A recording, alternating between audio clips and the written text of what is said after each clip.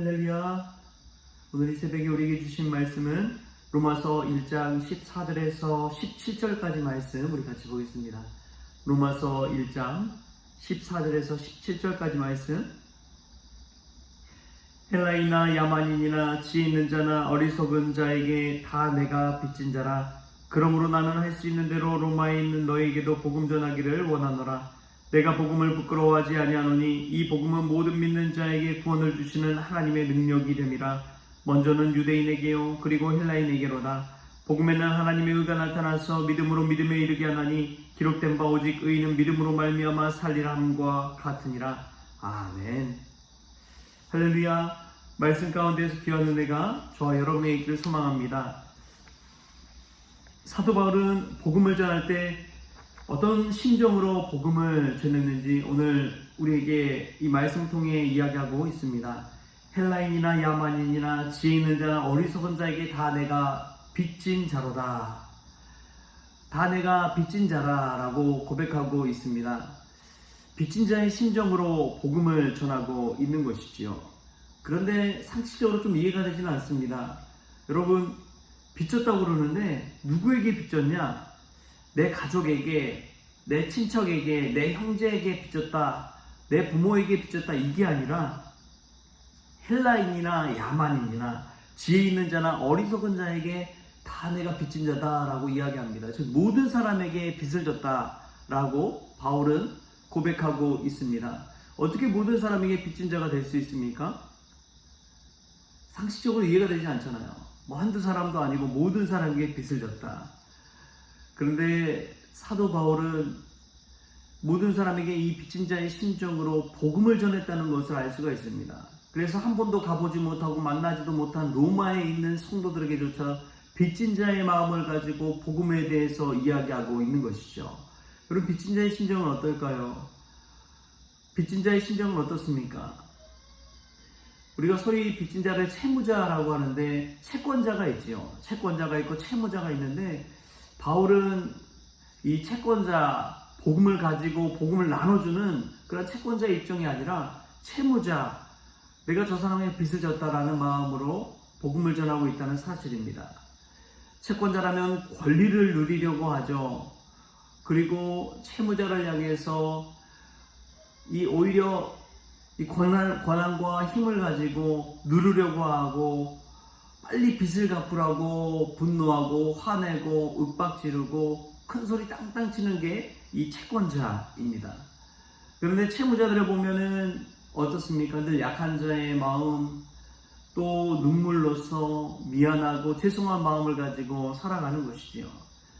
바울이 전했을 때 어떤 심정, 채권자가 아니라 채무자의 심정으로 빚진 자의 마음으로 전했다는 것을 보게 됩니다.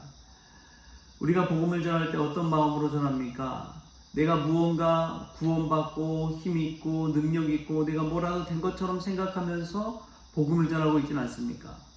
물론 불쌍한 마음 가지고 긍휼한 마음 가지고 복음을 전할 때도 있습니다. 그러나 바울은 그런 긍휼한 마음, 동정의 마음 이런 차원의 것이 아니라 그것보다 더 깊은 마음, 빚진 자의 마음을 가지고 간절하게 복음을 전하고 있다는 사실을 오늘 우리에게 알려주고 있습니다. 사실 우리는 다 다음 세대의 빚진 자입니다. 왜 그렇습니까? 우리가 지금 다음 세대가 써야 될 것조차도 그런 모든 자원과 에너지, 석유, 이 모든 것들을 끌었었잖아요. 우리 당대 그냥 다 써버리고 흥청망청 살고 누릴 거 다 누리고 살자. 그때 다음 세대는 뭘 누리고 살게 되는 것입니까?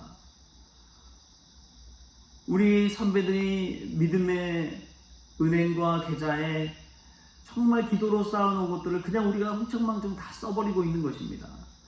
우리 자손들에게, 우리 자녀들에게 남겨놓을 그 은혜와 기쁨조차, 자원조차 남겨놓지 않고 다 써버리는 거예요. 그런 면에서 우리는 다음 세대의 빚진 자입니다. 할렐루야. 그 빚진 자의 심정으로 다음 세대를 양육하고 우리 청년들, 우리 자녀들 믿음으로 잘 전수하고 복음 전할 수 있다면 하나님의 능력이 우리 가운데 나타날 줄 믿습니다. 또 보면은 복음은 능력이라고 이야기합니다. 16절 말씀 우리 같이 읽겠습니다. 내가 복음을 부끄러워하지 아니하노니 이 복음은 모든 믿는 자에게 구원을 주시는 하나님의 능력이 됩니다. 먼저는 유대인에게요 그리고 헬라인에게로다. 아멘. 복음은 능력입니다. 그냥 말로서만 복음이다 이야기하는 사람이 얼마나 많습니까? 그러나 복음은 하나님의 능력이 나타나는 것입니다. 안진뱅이가 일어나고 눈 못 보던 소경이 일어나고 못 걷던 사람들이 걷게 되고 질병이 치유함 받고 사람이 완전히 새 사람으로 변화되고 절망 가운데 살던 사람이 소망으로 일어나는 것이 복음의 능력입니다. 그 인생이 완전히 달라지는 거예요. 바울 자체가 그렇지 않습니까? 그리스도인도 잡아가두던 사람에서 오히려 그리스도를 증거하는 인생이 되었습니다. 완전히 180도 달라져 버린 것이죠. 복음은 능력이 있습니다. 복음은 우리를 구원해 주시는 하나님의 능력입니다. 할렐루야. 그러나 한국교회 가운데 얼마나 이 능력이 나타나고 있습니까? 한국교회 가운데 얼마나 능력이 나타나고 있습니까?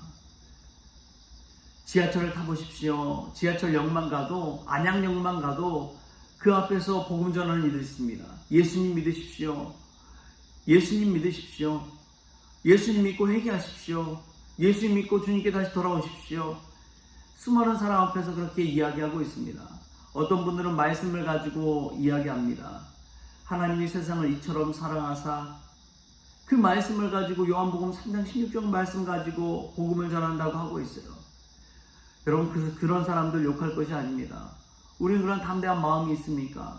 복음 증거하고자 하는 마음이 있습니까? 빚진 자의 심정이 있습니까? 그 말씀을 듣는데 마음에 찔림이 되는 거예요. 예수님 제대로 믿지 못하고 살아가는 나의 모습을 발견할 때 그 말씀 자체에서 주시는 마음의 찔림을 경험할 때 얼마나 내가 복음의 능력을 발휘하지 못하고 경건의 모양은 있으나 경건의 능력은 잃어버린 삶을 살진 않았는지 돌아보게 되는 것입니다. 복음은 능력입니다. 여러분 교회 와서 하나님의 말씀을 들을 때에 하나님의 능력이 나타나서 여러분 삶 가운데 놀라운 변화가 일어나고 새 사람으로 거듭나게 되고 중생의 기쁨을 맛보고 하나님의 능력으로 치유함 받고 세상을 보는 눈이 달라지는 은혜를 맛볼 수 있기를 바랍니다. 이전과는 다른 인생을 살게 하는 것이 복음의 능력입니다. 하나님의 능력이에요. 이제는 내 뜻대로 살았던 것이 아니라 나는 죽고 예수 그리스도로 사는 것이 복음의 능력입니다. 이제 나의 성공을 위해 사는 것이 아니라 하나님의 성공을 위해 사는 것이 복음의 능력입니다. 이전에는 나만 바라보면서 신앙생활을 했지만 다른 사람들의 아픔까지도 바라볼 수 있으며 신앙생활하는 것이 복음의 능력입니다. 교회 안에서만 끼리끼리 웃으면서 잘 살고 기쁨으로 살아가는 것이 아니라 이제는 복음의 능력을 경험해서 다른 사람들 불신자들에게까지도 빚진 자의 마음을 가지고 나아가서 복음을 전하고자 하는 것이 하나님의 능력입니다. 사도 바울이 왜 로마에 있는 성도들까지 이렇게 복음 증거하고 살고자 합니까? 복음의 능력을 경험했기 때문에 그렇습니다. 할렐루야. 우리가 이 말씀 가운데 복음의 능력을 체험할 수 있길 바랍니다. 나 자신의 자존심, 체면 이런 거 아무것도 아닙니다. 하나님의 복음의 능력이 임할 때 그 모든 것은 다 깨뜨려 버리시고 오직 예수님의 마음과 심정으로 나아가 긍휼한 이들, 불쌍한 이들, 예수님 모르는 이들, 예수님 믿지 않는 이들에게 나아가 복음을 전하게 되는 것입니다. 우리에게 이러한 복음의 능력, 성령의 능력이 임할 수 있기를 주님의 이름으로 축원합니다. 그때 교회가 달라지는 것이고 가정이 달라지는 것이고 나의 인생이 달라지는 것입니다. 우리 하나님께서 기뻐하는 인생은 무엇입니까? 세상에 성공하는 것을 기뻐할까요? 아니면 복음 증거하는 인생을 기뻐할까요? 여러분 너무나 분명합니다. 복음의 능력을 가지고 사십시오.